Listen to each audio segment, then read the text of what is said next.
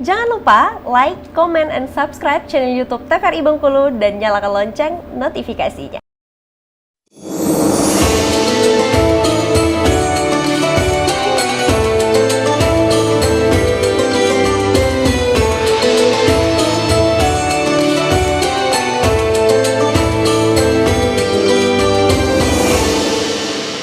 Baik, kembali di Mutiara Kalbu TVRI Bengkulu. Mutiara Kalbu TVRI Bengkulu, bersihkan diri, sejukkan hati. Luar biasa. Nah, kita kembali tentunya di Mutiara Kalbu TVRI Bengkulu hari ini di segmen terakhir kita tentang tema kita mengenai jagalah sholat 5 waktumu bersama Al-Ustadz, yaitu ada Bapak Ustadz kita, Bapak Ikhwan Nasution tentunya ya.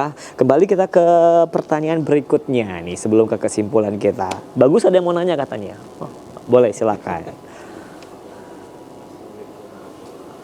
Waalaikumsalam warahmatullahi wabarakatuh. Jadi saya mau nanya masalah hadis tadi ya. Ya. Nah, ini misalkan ceritanya gini Pak Ustaz. Kita lagi bertamu ke rumah orang ya. Terus kita tempat wudunya kebetulan tuh di kamar mandi. Nah, di situ nggak ada alas tuh, nggak ada maksudnya sendal untuk kamar mandi kan. Nah, kita tuh takut apakah orang tuh nanti buang air kecil ya di lantai, ada najis itu gimana? Oke. Baik, itu dia salah satu pertanyaan dari Bagus. Dan menanyakan juga Pak Ustadz, boleh nggak wudhu di kamar mandi gitu, menyambung pertanyaannya. Silakan. Baik, memang salah satu tempat yang disukai setan itu dalam rumah kita adalah urusan di WC. Ya. Karena dia tempat najis. Jadi berwudhu di WC bolehkah? Boleh. Yang tak boleh itu menyebut lafaz Allah dalam WC. Haram. Kan di dalam WC itu menyebut lafaz Allah, membawa tulisan lafaz Allah, itu kan haram. Berzikir dalam WC bolehkah? Boleh. Yang nggak boleh menyebutnya. Tadinya zikir dalam hati boleh. Yang nggak boleh itu menyebut. Nah, bagaimana berwudu? Berwudu kan kita pakai niat. Iya. Di situ kan menyebut mungkin apa, nawaitul wudu'a yurafil hadasil asghari fardhon lillahi ta'ala. Maka kalau wudhu di WC tak boleh kita melafazkan niat. Cukup dalam hati. Cukup dalam hati. Artinya kalau mau wudhu di WC tak ada pilihan. Bertamu kita di rumah orang tak ada pilihan, satu-satunya di situ, maka niat wajib karena niat adalah rukun. Cuman niat tidak usah dilafazkan karena memang hakikat niat itu di hati. An-niyatu mahallu fil qalbi. Niat itu sesungguhnya tempatnya adalah di hati. An-niyatu al-qasdu, niat itu menyengaja dan tempatnya di hati. Maka cukup niat kita dalam hati kemudian berwudu. Nah, adapun WC tadi kan dia mungkin kencing. Maka pastikan sebelum kita keluar dari WC, kita siram dulu kaki kita. Jadi siram dulu untuk mengantisipasi. Itu. Iya. Itu. Ya. Jadi siram dulu. Jadi ketika wudhu terakhir, ketika kita akan keluar dari WC, maka pastikan itu siram kaki kita dengan air mengalir. Setelah berwudu ya Pak Ustadz? Ya, setelah berwudu. Kemudian kita keluar dari WC, tentu dengan kaki kanan. Maka siram dulu kaki kanan, kemudian kita keluar. Ketika keluar lagi kaki kiri siram dulu, baru kita keluar. Nah, itu tadi untuk menghindari najis di WC. Memang betul itu, di WC itu kan kita tidak tahu orang. Betul. Yang dia jadi tempat kencing, mungkin anaknya kencing sembarangan, kita tak tahu. Maka atau sebelum berwudu kita siram dulu lantai untuk menghilangkan najis. Karena kalau sudah kita siram dengan air mengalir, insya Allah dia tak najis lagi. Kalau sudah kita siram dengan air. Karena kan yang disebut najis itu ketika dia hilang rasanya, warnanya, baunya dengan air mengalir. Maka cukup siram aja lantainya. Dan kita yakin sudah hilang, sudah.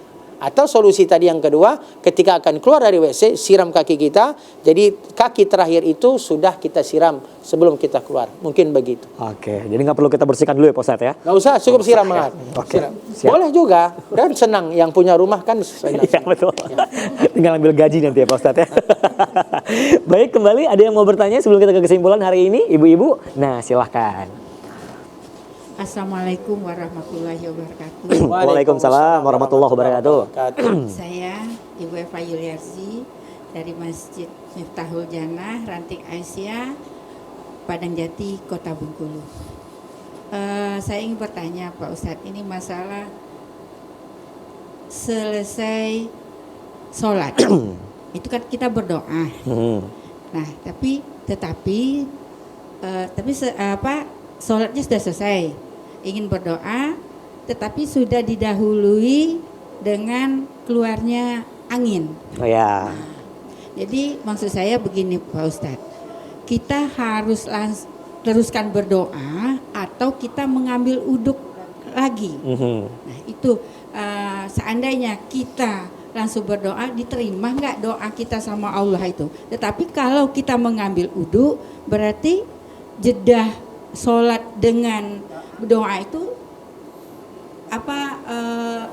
terjedah gitu. Nah, apa diterima sama Allah? Itu saja Pak Ustadz. Assalamualaikum warahmatullahi wabarakatuh. Waalaikumsalam warahmatullahi wabarakatuh. Gitu Pak Ustadz. Ya, silakan jawabannya. Ya, selesai sholat kita buang angin ya. Ya. Atau bahasa kerennya kentut. Ya.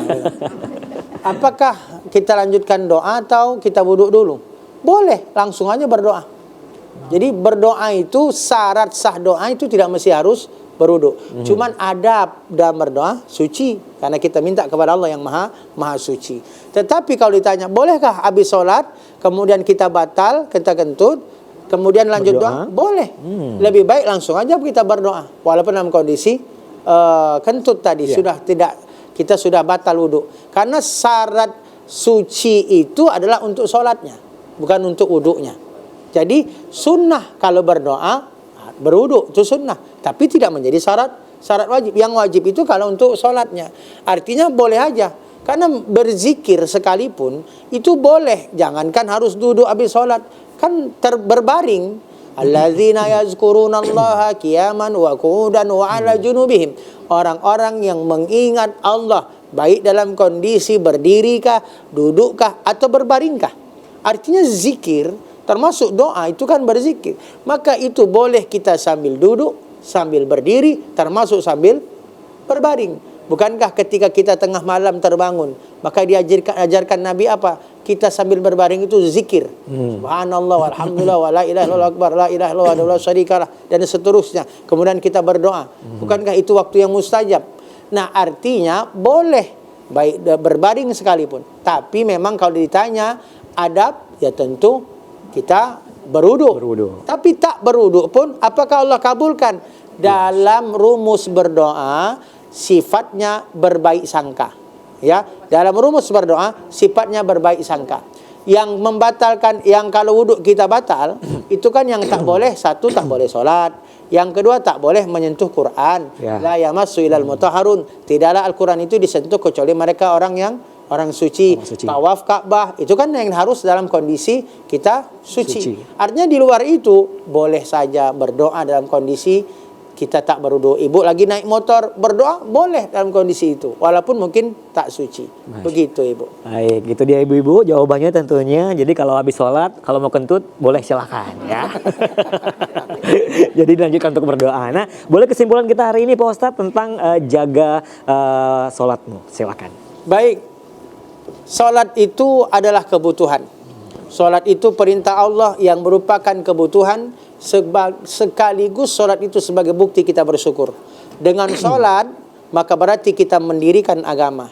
Dengan salat berarti jadi jaminan kita diampunkan dosa-dosa kita.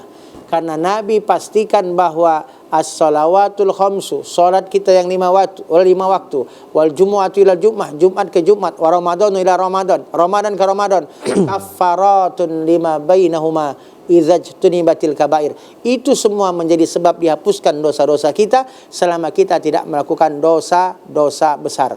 Salat itu disebut Nabi adalah amal yang paling afdal. Abdullah bin Mas'ud bertanya kepada Nabi. Kata Abdullah bin Mas'ud, "Ya Rasulullah, ayu amali afdal?" Rasul, amal apa yang paling utama? Kata Nabi, as-salatu li waktiha. Jaga salat di awal waktu. Sebanyak apa amal, tapi kalau tak solat tentu sia-sia. Solat itu menjadi penentu diterimanya amal. Dan solat itu ternyata kata Nabi yang pertama kali dihisap dari seluruh amal kita. Inna awwala ma yuhasabu 'alal abdi yaumal qiyamah as-shalah. Pertama kali dihisap nanti pada hari kiamat seorang hamba itu adalah solatnya. Fa in saluhat saluha sairu amali wa in fasadat fasada sairu amali. Kalau baik solatnya maka dianggap baiklah amal selanjutnya. Kalau rusak solatnya, maka rusaklah amal selanjutnya. Itulah pentingnya solat, maka hendaknya jagalah solat. Terima kasih Pak Ustadz atas tausiahnya tentunya, dan semoga bermanfaat apa yang telah kita sampaikan. Dan juga terima kasih juga untuk Ibu yang telah hadir di Studio TVRI Bengkulu dari Ranting Aisyah Padang Jati tentunya, dan kita tunggu kembali kedatangannya.